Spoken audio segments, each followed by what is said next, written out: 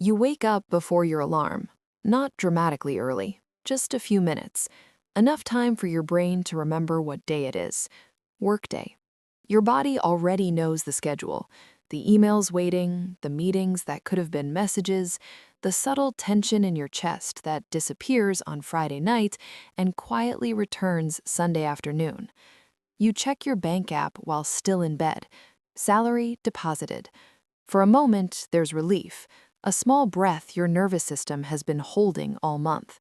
Then, almost immediately, the math begins in your head. Rent, transport, food, subscriptions you forgot you signed up for, something your family needs, something you promised yourself after a stressful week. And just like that, the relief fades. You don't feel poor. You also don't feel secure. You're earning more than you ever imagined you would when you were younger, yet somehow the distance between you and financial peace hasn't really changed. That feeling, the quiet confusion, is what we're talking about today. Because for a lot of people, the problem isn't low income, it's the salary trap. And the uncomfortable part, working harder inside it rarely makes you rich. Most people grow up with a simple equation in their heads. Study hard, get a good job, earn more money, life gets easier. And to be fair, that equation does work at first. Your first paycheck feels powerful. Your second feels stabilizing. Your first raise feels like progress. But somewhere along the way, something strange happens. Your lifestyle improves faster than your freedom. You move to a better place because you finally can. You upgrade your phone because the old one feels slow. You eat out more because you're exhausted after work. You finance things not because you're irresponsible, but because monthly payments make them feel reasonable. Nothing you're doing feels reckless. Actually, it feels like adulthood. And that's why the trap is invisible. You don't wake up one day and decide to become financially stuck. You slowly build a life that requires your next paycheck to continue existing. The modern system doesn't need you to be broke, it needs you to be dependent. There's a difference. Being broke is unstable. Dependence is predictable. Predictable people keep showing up to work. Let me paint a simple picture. Imagine two people. One earns a modest income but keeps a wide gap between what comes in and what goes out. The other earns 3 times as much, but commits nearly all of it to obligations. On paper, the second person looks successful, but psychologically, the first person sleeps better. Because wealth isn't measured by income, it's measured by how long you can survive without needing permission from your next paycheck. The salary system quietly shifts your focus away from that. It teaches you to optimize income instead of independence. You negotiate raises instead of negotiating your cost of living. You upgrade your life instead of upgrading your options.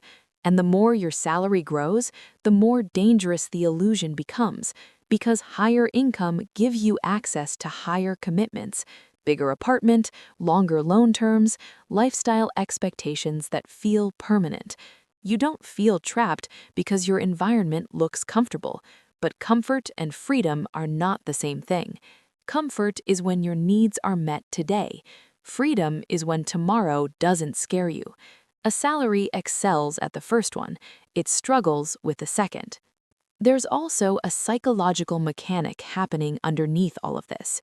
Your brain adapts faster than your income grows. The first time you can afford a nicer place feels luxurious. 6 months later, it feels normal. A year later, it feels necessary. This is called adaptation, but you don't experience it as psychology. You experience it as reality. Of course, I need this space. Of course, I need reliable transport. Of course, I deserve convenience after working this much. None of those statements are wrong, but together they quietly rewrite your baseline cost of living. Now your job doesn't fund your life, it maintains it.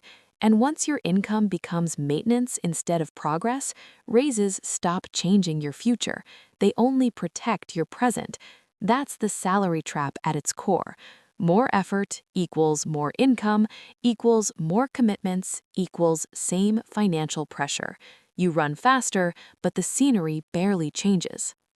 Here's where it becomes emotionally complicated. Many people with stable salaries don't feel financially anxious because they're irresponsible. They feel anxious because they're responsible for too many fixed outcomes. Rent must be paid, bills must be covered, dependents rely on you.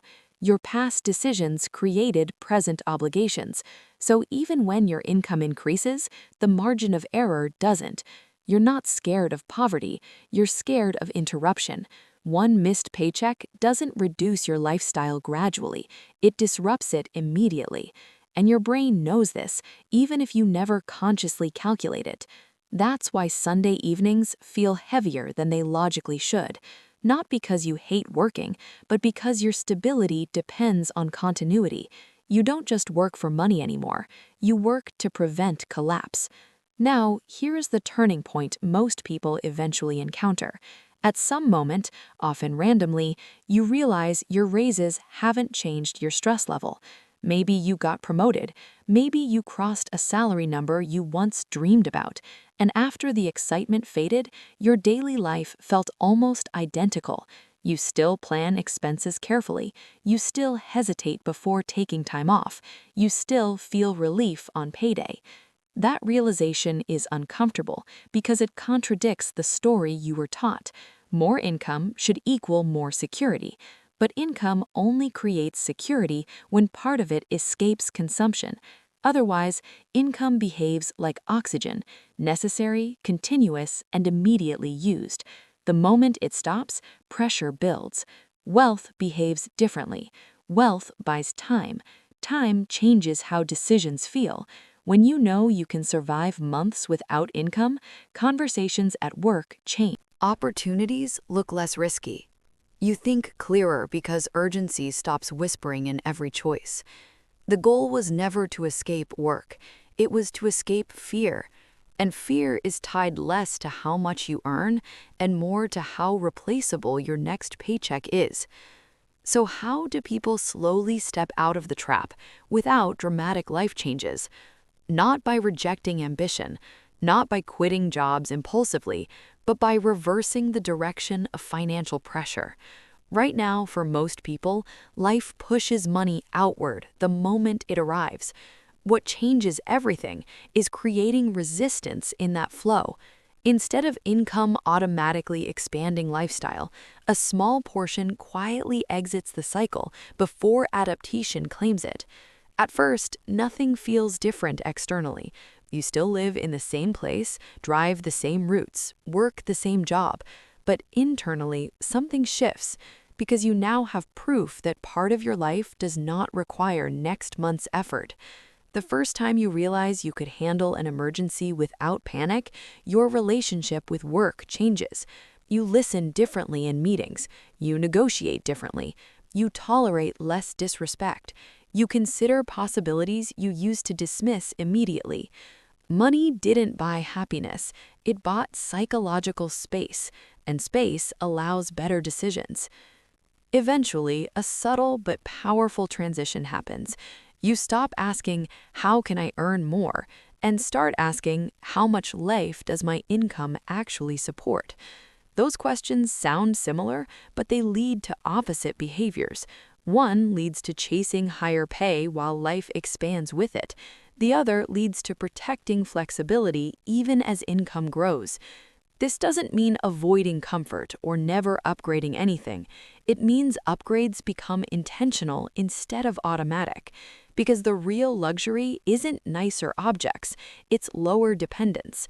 A person with moderate income and low obligations often has more freedom than someone highly paid but highly committed. Not visibly, but psychologically. And psychology is where most financial stress lives. If there's a practical takeaway here, it's surprisingly gentle. You don't escape the salary trap in a single decision. You step out of it gradually by widening the gap between what you earn and what your life requires to continue. Not perfectly, not aggressively, just consistently. Each time that gap grows, pressure reduces, and reduced pressure improves judgment. better judgment improves financial decisions, which further reduces pressure. It's a quiet feedback loop, the opposite of the one that kept you stuck. So if you ever feel confused about why working harder hasn't made you feel safer, there's nothing wrong with you. You followed the instructions society gave you. The missing piece wasn't effort, it was understanding that income stabilizes the present, while margin stabilizes the future. Once you see that difference, money becomes less emotional. You stop measuring progress only by salary numbers and start noticing how much uncertainty your life can tolerate. And strangely, that's when financial anxiety begins to soften. Not because you escaped responsibility, but because your life no longer collapses if income pauses. At the end of the day, most people aren't chasing luxury, they're chasing calm. They want to wake up, check their bank account, and feel neutral instead of relieved. The salary trap keeps relief temporary. Building margin makes calm permanent. And the path there isn't dramatic. It's just a series of small decisions that slowly give your future self more breathing room than your past self had. You don't need perfect discipline. You don't need extreme frugality. You just need awareness long enough for your behavior to follow. Because wealth, in practice, isn't about how impressive your income looks. It's about how little fear your life depends on. And once that changes, work becomes something you do, not something you cling to. That's when money finally starts feeling lighter, and progress starts feeling real. Take your time with it. If this gave you a little more clarity than stress, that's the goal of this channel. Subscribe if you want more conversations like this. Not about getting rich fast, but about understanding money well enough that it stops controlling your decisions. And if this felt familiar, send it to someone who's working hard but still wondering why it never quite feels like enough. I'll see you in the next video.